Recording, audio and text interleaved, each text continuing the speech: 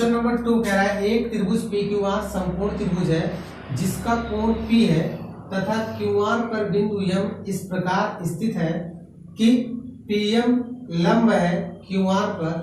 दर्शाइए कि PM square equal QM into MR है। तो सबसे पहले एक समकोण त्रिभुज की बात कर रहा है, तो आप एक समकोण त्रिभुज बनाएंगे। तो एक समकोण त्रिभुज हमने बना दिया जिसमें बात किया है P, जिसका कोण क्या है P है, तो हमने कोण P हमने समकोण कर दिया। अगर ये P है तो मैंने इसका नाम Q और इसका नाम R रखा, अर्थात हमने एक समकोण त्रिभुज PQR बना दिया।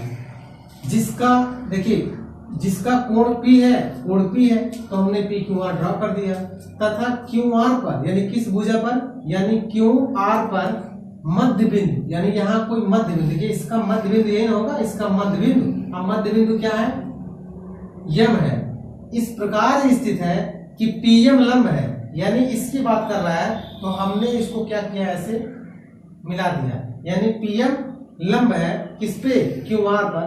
तो दर्शाइए कि PM square equal QM into MR। तो कहने का मतलब ये है, अब मुझे इसी को क्या करना है, यही मुझे आंसर लेके आना है। तो हम लिखेंगे कि दिया है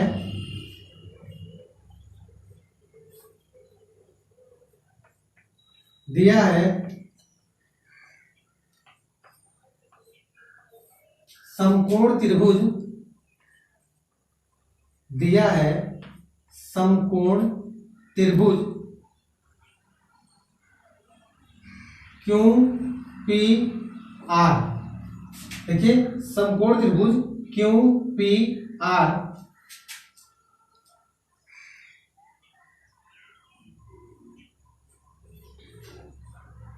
जिस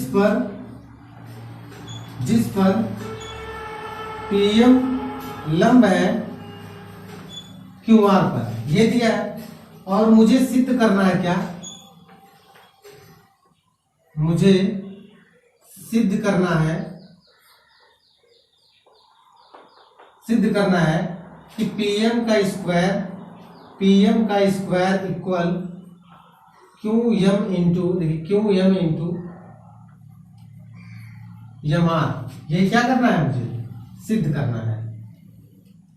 अब देखिए सबसे पहले इसे सिद्ध करने के लिए हम क्या करेंगे, एक बड़ा वाला ट्रायंगल लेंगे और स्मॉल वाला ट्रायंगल लेंगे, ताकि इन दोनों ट्रायंगल को, छोटे छोटे जो त्रिभुज है इनको हम समरूप कर देंगे, और समरूप करने के बाद हम इसे आंसर लाएंगे।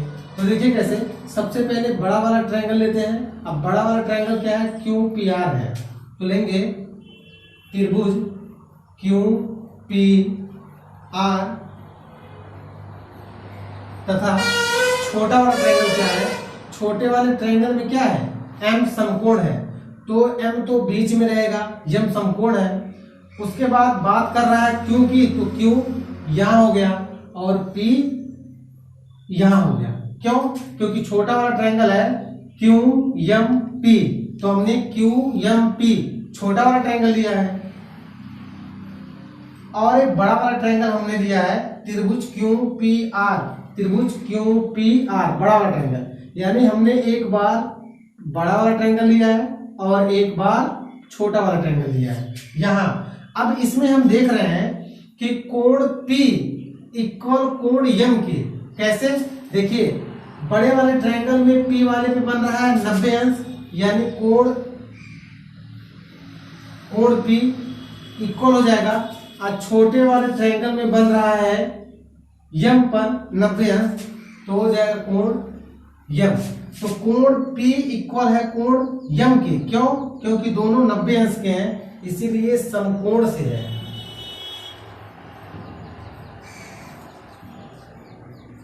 समकोण से। अब देखिए बड़े वाले ट्रायंगल की बात करते हैं, जो QPR में क्यों आ रहा है, यानी बड़े वाले ट्रायंगल में क्यों आ रहा है और छोटे वाले ट्रायंगल में भी क्यों आ रहा है, अर्थात कोण Q इक्वल हो जाएगा कोण Q के, और वो भी कैसे, उभयनिष्ठ से, उभयनिष्ठ कोण से। ठीक है। अब देख रहे हैं कि इन दोनों ट्रायंगल में अगर दो कोण परस्पर क्या हो जाते हैं, इक्वल हो जाते हैं, तो कोण कोण समरूपता से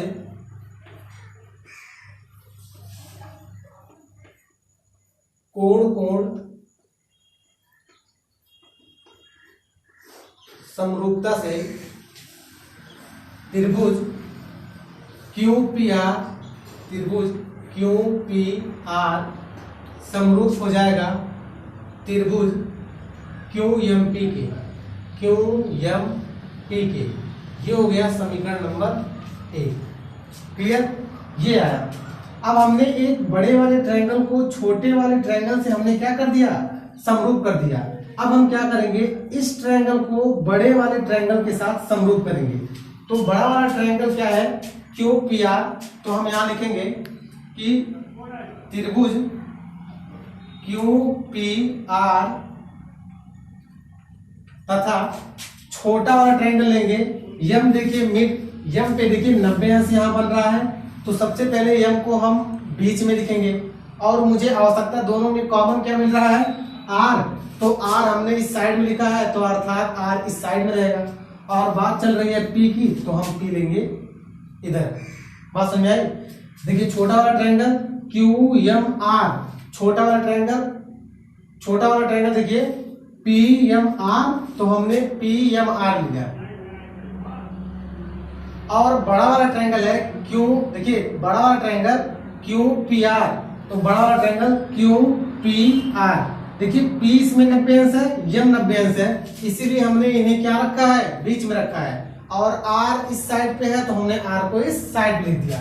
दोनों ट्रायंगल को देखने पर पता चल रहा है कि कोण P इक्वल है कोण M के, तो कोण P इक्वल है कोण M के। लेकिन कैसे, समकोण से, समकोण से। और दोनों में R है, यानी कोण R इक्वल है कोण R के, लेकिन कैसे, उभयनिष्ठ से, उभयनिष्ठ कोण से। ठीक है ना। यानी देखिए दो एंगल परस्पर आपस में क्या हो गए, दो एंगल आपस में परस्पर समान हो गए। अतः कोण कोण समरूपता से, अतः कोण कोण समरूपता से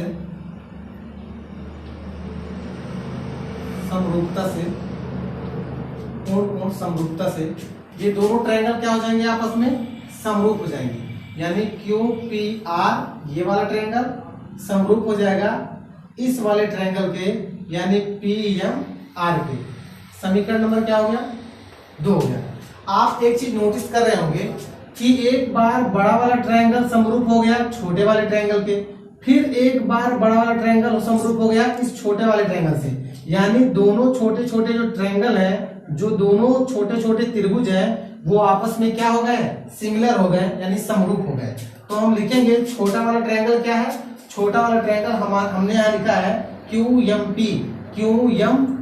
तो हम लिखेंगे QMP, लिखेंगे QMP, यानी कौन सा, त्रिभुज। अतः QMP समरूप हो गया है त्रिभुज PMR के। समीकरण नंबर 3। देखिए इसका मतलब ये हो गया, देखिए QPR इसमें है और QPR इसमें है, यानी बड़ा वाला ट्रायंगल, लेकिन ये छोटा वाला ट्रायंगल भी आपस में क्या हो गए, समरूप हो गए। तो हमने इसको यहाँ ऐसे लिख दिया है। क्यों, क्योंकि देखिए बड़ा वाला ट्रायंगल छोटे वाले ट्रायंगल के साथ समरूप है, बड़ा वाला ट्रायंगल छोटे वाले ट्रायंगल के साथ समरूप है। इसका मतलब छोटा वाला ट्रायंगल छोटे वाले ट्रायंगल से समरूप है। अगर ये समरूप है तो भुजा क्या होगी, भुजा समानुपाती होगी, भुजा